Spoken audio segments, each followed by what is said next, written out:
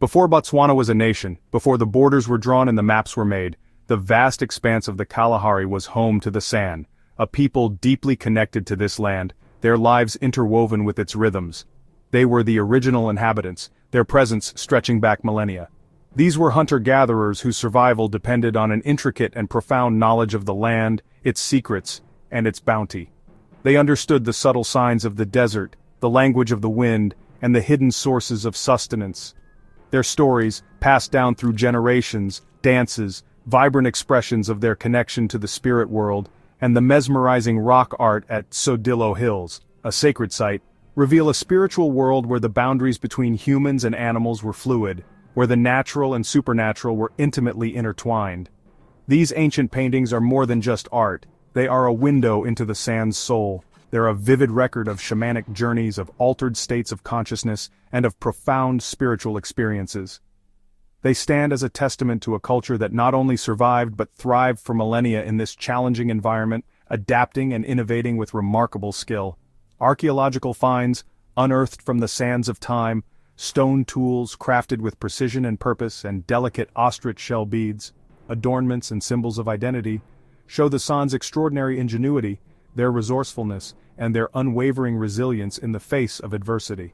Alongside them, sharing the land and its resources, lived the Khoi, pastoralists who introduced livestock to the region, forever changing the landscape and the way of life for many.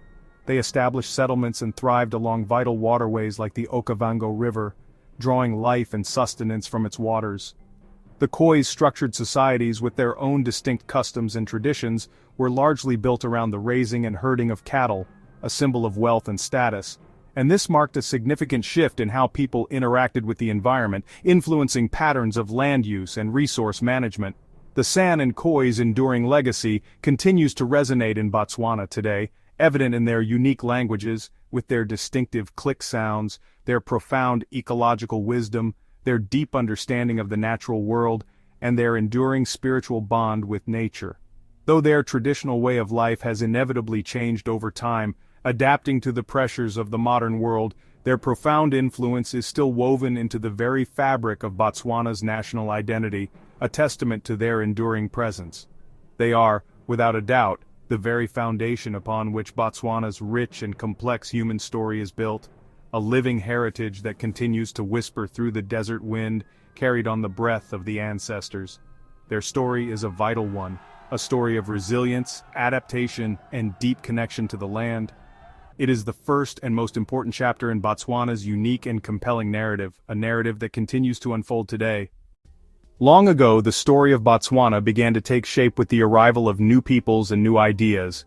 Around 2,000 years ago, Bantu-speaking peoples embarked on a significant migration southwards, driven by a variety of factors including population growth and the search for fertile lands. These migrants were not just travelers, they were innovators, bringing with them transformative technologies like ironworking and the practices of settled agriculture. These advancements would forever alter the landscape and the way of life for the people of the region. Following in their footsteps, the Swana people arrived by the 11th century, adding another layer to the rich tapestry of Botswana's history. They established villages that were deeply intertwined with the raising of cattle. Cattle were more than just livestock. They were symbols of wealth, status, and the very fabric of social order within the Swana community. Central to Swana society was the Kotla, an open-air meeting place that served as the community's gathering point. This space became the heart of Swana democracy, a place where voices could be heard and decisions made collectively. Within the Kotla, chiefs and community members engaged in lively debates, shaping laws and ensuring justice prevailed. It was a testament to their commitment to participatory governance. Swana society flourished around these core principles of community, cattle, and collective decision-making. This early emphasis on democratic participation laid a crucial groundwork for Botswana's future, influencing its modern democratic traditions and institutions. The Swana's rise to prominence was not without its complexities. It involved a dynamic interplay of cooperation and at times conflict with the San and Khoi peoples, who had long inhabited the land. Over time, the Swana gradually established their dominance, shaping the social and political landscape of the region.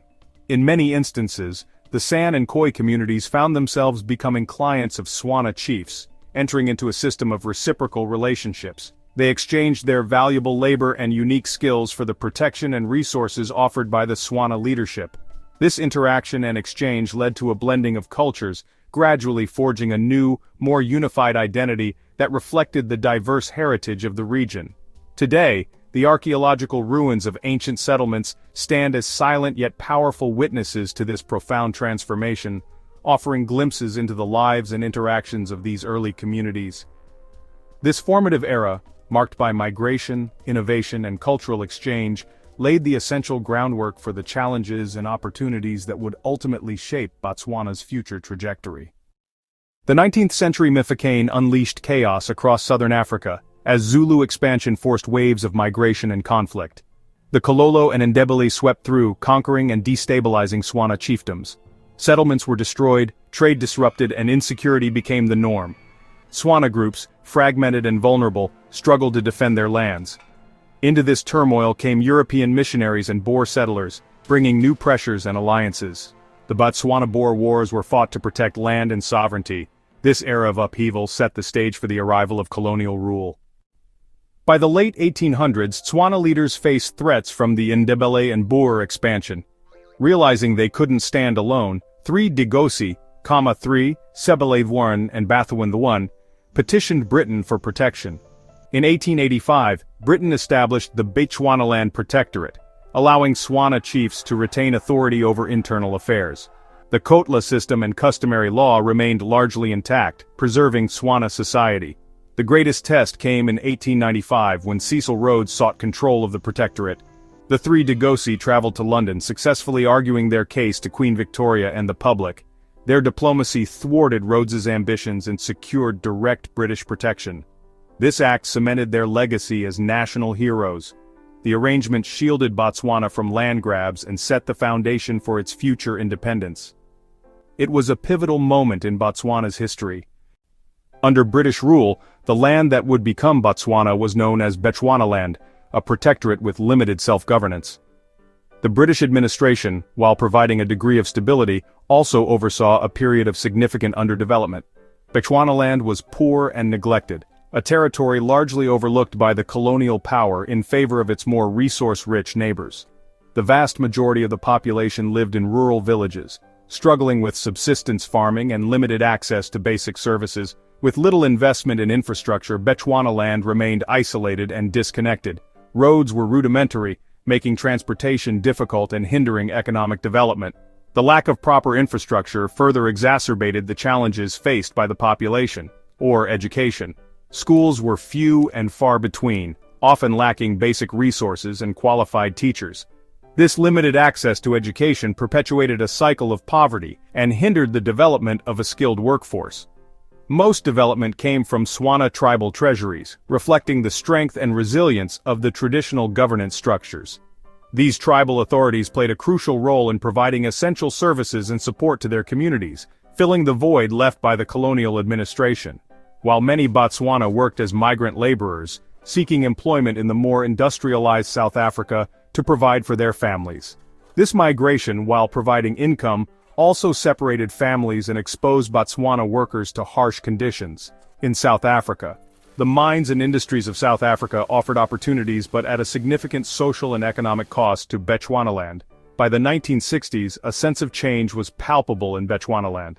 Despite the challenges, a growing desire for self-determination began to take root. The winds of decolonization swept Africa, inspiring a new generation of leaders and activists across the continent. The independence movements in neighboring countries fueled the desire for self-governance in Bechuanaland, inspiring educated Botswana to push for independence, recognizing the need to shape their own destiny and build a brighter future for their nation. Seretse Khama, a figure of immense importance in Botswana's history, exiled for marrying Ruth Williams, a white British woman, a decision that challenged the racial norms of the time, became a symbol of resistance against colonial interference and racial prejudice, his personal struggles resonating deeply with the Botswana people, and unity, demonstrating the power of shared identity and purpose in overcoming adversity. Allowed to return in 1956 after years of exile, his return was met with jubilation and renewed hope. He renounced his chieftainship, a significant sacrifice that demonstrated his commitment to modern democratic governance, and entered politics, embarking on a new path to lead his people towards independence and prosperity. Founding the Bechuanaland Democratic Party, a political organization that would play a pivotal role in shaping the future of Botswana. Khama's vision was a non-racial society, a radical concept in a region plagued by racial segregation and discrimination. Democratic nation, where all citizens would have equal rights and opportunities, regardless of their background. Transcending tribal divisions, fostering a sense of national unity and shared identity among the diverse communities of Botswana. The path to independence was peaceful, a testament to the wisdom and diplomacy of Botswana's leaders, and swift, a remarkable achievement that defied expectations and set Botswana on a course for self-determination. A new constitution established the framework for a modern democratic state, multi-party democracy, ensuring that all voices would be heard and that power would be accountable to the people. In 1965, as the final preparations for independence were underway, Botswana held its first elections, a historic moment that marked the beginning of a new era, with Khama as prime minister, solidifying his role as the leader of the nation. On September 30, 1966, a day etched in the annals of Botswana's history.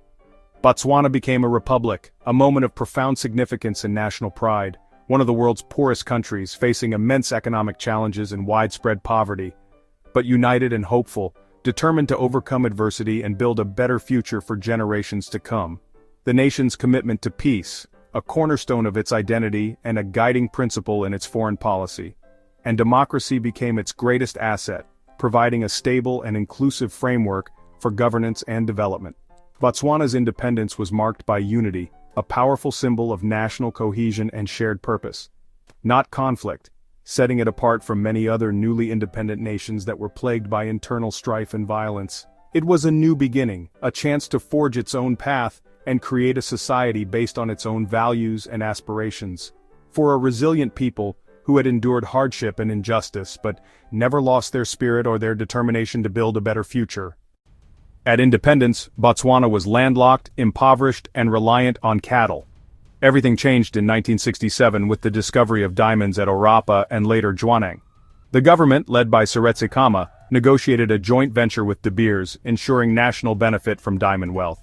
Revenues were invested in schools, hospitals, and infrastructure, transforming Botswana into a middle-income country.